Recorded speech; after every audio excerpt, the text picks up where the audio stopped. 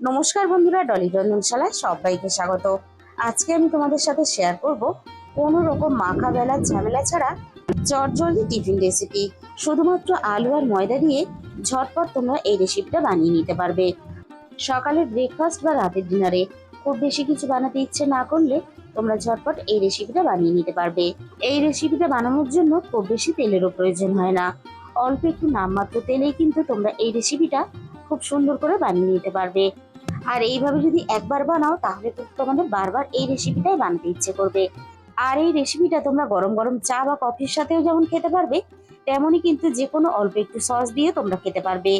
তাহলে চলো রেসিপিটা আমি কিভাবে বানিয়েছি এবার সেটা দেখে নেওয়া যাক। আমি এখানে আগে থেকে 3টে আলু সিদ্ধ করে নিয়েছিলাম।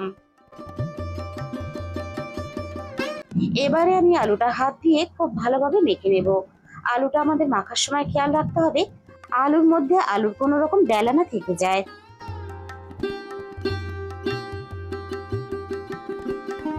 আলুটা দেখো আমি বেশ ভালোভাবে মেখে নিলাম। আর আলুটা দেখে বুঝতেই পারছো আলুর মধ্যে কিন্তু কোনো রকম ডেলা ভাব নেই। আলুটা ঠিক আমাদের এইভাবেই মেখে নিতে হবে। এবার আমি আলুর মধ্যে কিছু উপকরণ দিয়ে দেব। প্রথমে আমি এখানে মাঝারি সাইজের একটা পেঁয়াজ কুচি দিয়ে দেব। পেঁয়াজের পরিমাণটা এর থেকে তোমরা বাড়িয়েও নিতে পারো।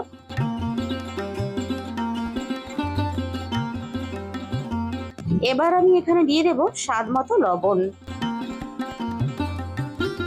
এবার আমি আলুর মধ্যে কিছু মশলা দিয়ে দেব। প্রথমে আমি দিয়ে দিলাম এখানে ঝালের জন্য হাফ চামচ লঙ্কার গুঁড়ো, আর একই সাথে আমি এখানে দিয়ে দেব হাফ চামচ ধনে গুঁড়ো। তোমরা যদি একটু ঝাল ঝাল ভাবে বানাতে চাও তাহলে ঝালের পরিমাণটা নিজেদের স্বাদ মতো ব্যবহার করবে। এবার আমি সমস্ত মশলার সাথে আলু খুব ভালোভাবে মেখে নেব।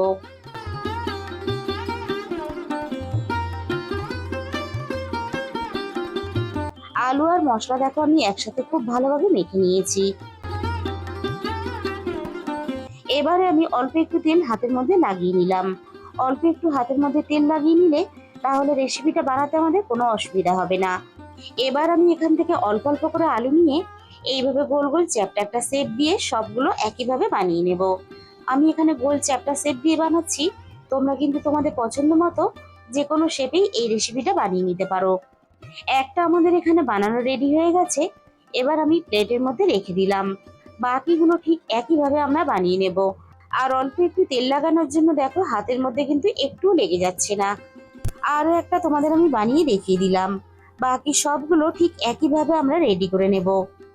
সবগুলো দেখো আমি ঠিক একইভাবে বানিয়ে রেডি করে নিলাম। এবার আমি এটাকে একটা সাইডে রেখে দেব। আর এই রেসিপিটা বানানোর জন্য আমি এখানে আন্দাজ মতো কিছুটা ময়দা নিয়ে নিয়েছি।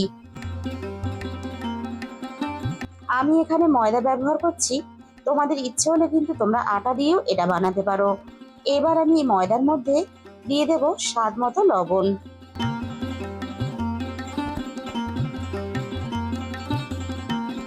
লবণের সাথেই আমি এখানে দিয়ে দিলাম 1 চামচের একটু কম গোলমরিচের গুঁড়ো।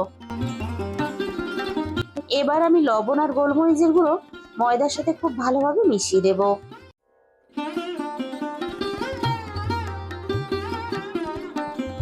আর এই রেসিপিটা বানানোর জন্য আমি এখানে দেখো 1 বাটি কাঁচা গরম জল নিয়েছি। যে ময়দাটা আমরা রেডি করে রেখেছিলাম আলুর একটা একটা করে পুর নিয়ে এইভাবে ময়দার মধ্যে ভালোভাবে কোট করে নেব। ময়দার মধ্যে বেশ ভালোভাবে আমি কোট করে নিয়েছি। এবার এই গরম জলের মধ্যে দিয়ে দিলাম। গরম জলের মধ্যে দিয়ে দেওয়ার সাথে সাথেই কিন্তু আমি তুলে নেব। খুব বেশিক্ষণ কিন্তু আমরা রাখবো না। আর এই গরম জলের মধ্যে দেওয়ার জন্য কিন্তু আমাদের ময়দাটা দেখো খুব সুন্দরভাবে আলুর গায়ে আটকে গেছে। আবারও আমি একইভাবে ময়দার মধ্যে কোট করে নেব। এখানে আমরা খুব বেশি কিন্তু ফুটন্ত জল ব্যবহার করব না, তাহলে আলুর পুরটা দেওয়ার সাথে সাথেই কিন্তু আলুটা গলে যাবে। এইভাবে আমরা ময়দার মধ্যে দুবার কোট করে নেব। আর দুবার আমরা এখানে গরম জলের মধ্যে দিয়ে দেব।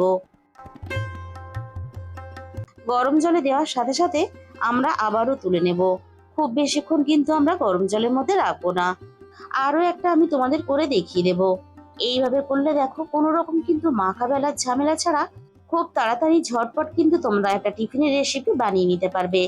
হাতে কম সময় থাকলেও খুব তাড়াতাড়ি কিন্তু এই রেসিপিটা বানানো হয়ে যায়। ময়দার মধ্যে লবণ আর গোলমরিচটা মিশিয়ে দেওয়ার জন্য জলের মধ্যে এটাকে দিলেও লবণ আর গোলমরিচের স্বাদটা বজায় থাকে, আর তার জন্য কিন্তু ভাজার পরে খেতে ভালো লাগে। এইভাবে আমি সবগুলোকে একে একে রেডি করে নেব। প্রথম অবস্থাতে এরকম নরম মনে হলেও পরে এটা শক্ত হয়ে যাবে। সবগুলো দেখো আমি ঠিক একইভাবে রেডি করে নিয়েছি। এইভাবে যদি 5 মিনিটের জন্য রেস্টে রেখে দাও তাহলে আরো কিন্তু শক্ত হয়ে যাবে। আর ভালোভাবে ঠান্ডা করে তোমাদের দেখাতে গেলে তাহলে ভিডিওটা অনেকটা লং হয়ে যাবে। তাই কিন্তু আমি একটু নরম অবস্থাতেই সবগুলো বানিয়ে নেব। প্রথমে আমি কড়াইয়ের মধ্যে চায়ের বড় চামচের 2 চামচ পরিমাণ তেল দিয়ে দিলাম। তেলটা আমি প্রথমে খুব ভালোভাবে গরম করে নেব। আমি এরকম অল্প তেল দিয়েই ভাজবো, তোমরা চাইলে কিন্তু এটাকে ডুবো তেলেও ভেজে নিতে পারো। এবার আমি ভাজার জন্য একে একে তেলের মধ্যে দিয়ে দেব। আর আমি কিন্তু একসাথে খুব বেশি পরিমাণ দিয়ে ভাজবো না, তাহলে উল্টাতে অসুবিধা হবে। তাই আমি হাফ হাফ করে দিয়ে ভেজে নেব। এবার আমি একটা সাইড ভালোভাবে প্রথমে হতে দেব। তেলের মধ্যে দেওয়ার সাথে সাথে কিন্তু উল্টাতে যাবে না, তাহলে ভেঙে যেতে পারে। একটা সাইড আমি বেশ ভালোভাবে লালচে করে ভেজে নিয়েছি। অপর সাইডটা ভাজার জন্য সবগুলো ঠিক একইভাবে আমি উল্টে দেব।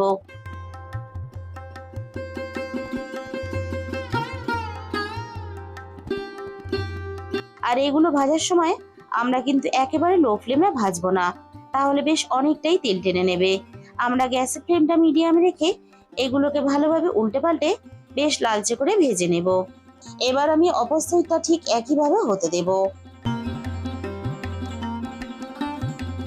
সবগুলো দেখো আমি ঠিক একইভাবে ঘুরিয়ে ফিরিয়ে বেশ লালচে করে ভেজে নিয়েছি। প্রথম ব্যাচের গুলো আমার ভাজা রেডি হয়ে গেল। এবার আমি একে একে তেল ঝরিয়ে কড়াই থেকে নামিয়ে নেব।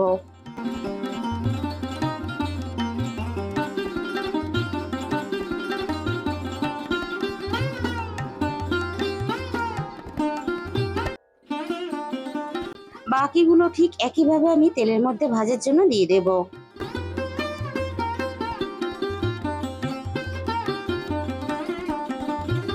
বন্ধুরা, তোমরা যদি এইভাবে কখনো না বানিয়ে থাকো তাহলে একদিন বানিয়ে দেখো, খেতে জাস্ট অসাধারণ লাগে। বাকিগুলো ঠিক আমি একইভাবে ঘুরিয়ে ফিরিয়ে দুটো সাইডে আমি বেশ ভালোভাবে ভেজে নিয়েছি। সবগুলো আমাদের ভাজা রেডি হয়ে গেছে। ঠিক একইভাবে আমি কড়াই থেকে তেল ঝরিয়ে নামিয়ে নেব।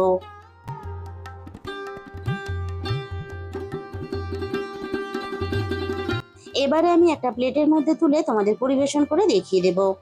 তাহলে বন্ধুরা, আজকের এই রেসিপিটা ভালো লাগলে ভিডিওতে একটা লাইক করে দিও, আর কমেন্টের মাধ্যমে জানিও তোমাদের কেমন লাগলো। আর যে সমস্ত নতুন বন্ধুরা এখনো পর্যন্ত আমার চ্যানেলটা সাবস্ক্রাইব করোনি, এরকম সহজ ঘরোয়া টেস্টি রেসিপি পেতে আমার চ্যানেলটা সাবস্ক্রাইব করে আমার পাশে থাকার অনুরোধ রইল। তার সাথে সাথে পাশে থাকা বেল আইকনটা ক্লিক করে অল করে দিও, তাহলে আমি যখনই কোনো নতুন রেসিপি আপলোড করব সবার আগে তোমার কাছে পৌঁছে যাবে।